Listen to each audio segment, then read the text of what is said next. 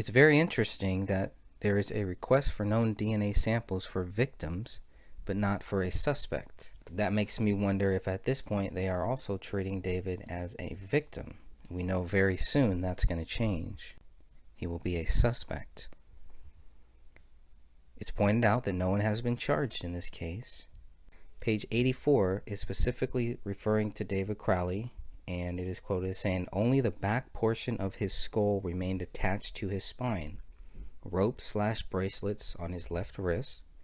His bare left foot was covered by a blue blanket, and his right bare foot partially exposed.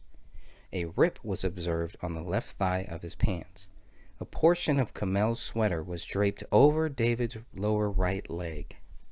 His right sleeve was pushed up, and a tattoo was visible on his right forearm. For Kamel, her left arm was under her body, extended towards the right. Her right arm extended over to her left. Both of her hands appeared to be missing. Only a portion of her skull appeared to be attached to her spine." They also noted a rip in the rear right leg, and they state that she was lying on top of a blue blanket.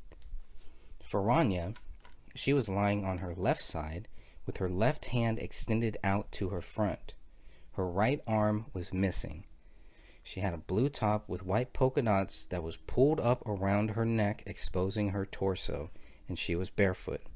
Page 85, personnel from the Hennepin Medical Examiner's Office entered the scene at approximately midnight on 1/18/2015.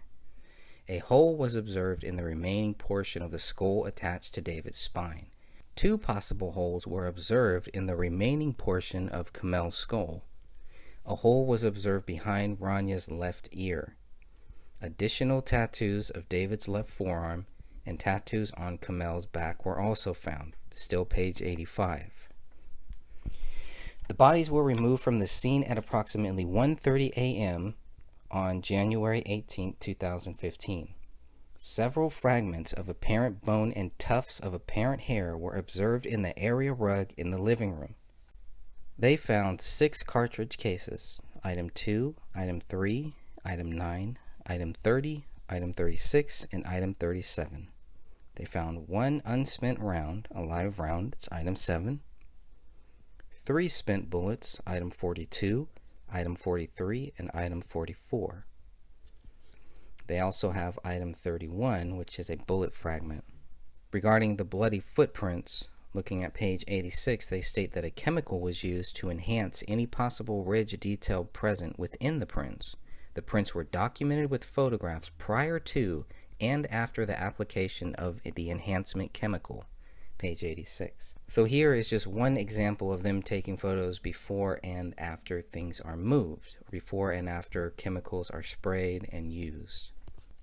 It's interesting, on page 87, they're already talking about item 57, where they say a hole was observed in the living room ceiling near the front entry. Characteristics of the hole and its surrounding area indicate that a projectile was traveling generally west to east as it entered the ceiling and exited in the attic. A bullet, item 57, was collected from the attic in the vicinity of the hole. It's also important to note that there were 2 ways to get into that attic. You can get in there from the master bedroom, but you can also get to the attic from the garage. There's another entry in the garage. Sticking with the basement bullet, there's actually 5 holes here. It begins with a hole in the area rug in the living room.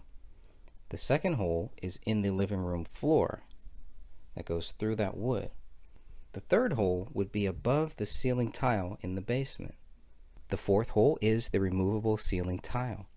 And the fifth hole is where the bullet is retrieved from inside the wall near this hole on the south wall.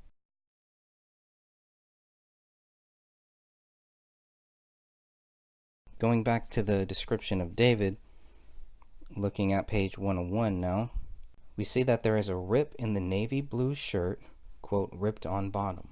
There is a rip near the left leg, possibly, if I'm reading this right. The left foot is covered by the blue blanket. Right bare foot partially exposed. Part of Kamel's sweater was draped over David's leg. Arms fully extended to his sides. Right hand missing with possible tissue attached. Still on page 101.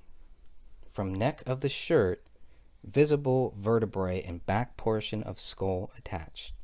Piece of skull within the back part of his skull was still there. The right forearm is purple and black. Left hand is purple with leathery textured appearance. There's a tattoo on the right forearm. David's stomach is exposed, light skin with purple discoloration. His left leg through the rib, light skin with yellow discoloration. Right foot, purple discoloration with leathery appearance. Right forearm cool to the touch, stiff. Stiffness in stomach. Skin slippage, mummification, possible animal activity, and skeletalization, page 102. For Kamel, there is a rip in the right sweatpant, brown sweater lifted partially up, black undershirt, gray state shirt, we know that's a gray state t-shirt she was wearing, tan undergarment exposed, still page 102, lying on her stomach with her left arm under the body extended towards the right, right arm extended over to her left. Just the skull was observed through the neck hole of the shirt, I'm guessing. I'm not sure. Neither hand visible. Right leg rip. Yellow, purple, green skin exposed on lower back and right leg through rip. A bead of liquid on the lower back and right thigh. Temperature and stiffness not checked. Skeletalization. Possible animal activity. Possible bloating. Blankets above head area of Kamel, page 104. For Rania, page 102 to 103, she was barefoot, gray sweatpants, halfway down the buttocks, all the way up the front. Shirt was around her neck, entire torso exposed, on the left side, left arm extended out in front, right leg crooked and knee upward, entire right arm missing, first stated as her left arm. Red, purple, yellow discoloration at the torso and left arm. Purple discoloration on both feet. Skin slippage, marbling on the torso, mummification of fingers and toes, detached hair, possible animal activity. Taking a few steps back to page 103 through 104, and some of this will be found on page 106 and 107 as well. The cartridge cases. Item 2 was found in the corner of the carpet. Item 3 was another cartridge case on the east side of the living room near the stool behind the recliner. Item 9 was found in the living room. Item 30 near the south wall to the left of David. Item 36, another bullet case to the left of David. Item 37 was found on the floor by the couch. Those are the 6 casings found here. Item 2, Item 3, Item 9, Item 30, Item 36, and Item 37. 6 cases. They should be looking for 6 bullets, but they're not. They find 4, and that's it. They find 4 bullets and leave the house. So item 42, 43, and 44 are spent cartridges that are found in the living room carpet with hair on. Item 45 is the bullet that is found in the basement that is tied to the hole labeled as F.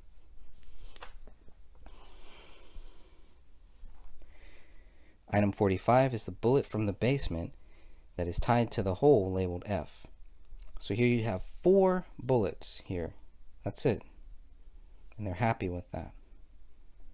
Now there is another fragment. There is item 31, which is a fragment, a bullet fragment, that is found in the living room carpet near the south wall to the left of David, page 104. Then you have item 7, which is a cartridge found in the living room, never used. Did this jam? Did the gun jam and that bullet had to be taken out? Why is this bullet, why is there one live round, one unspent round found in the same area as Kamel? In the same area as where these 3 bodies are. Okay, if you look at this, if you were to look at 42, 43, 44, and 45, okay, we know that those are bullets found, right? Item 31, you could try to tie that to one of the other bullets. They still leave the house with 6 cartridge cases and only 4 bullets. And there's 2 other bullets in the house that they won't find till 2 days later and 1 month later. Unacceptable.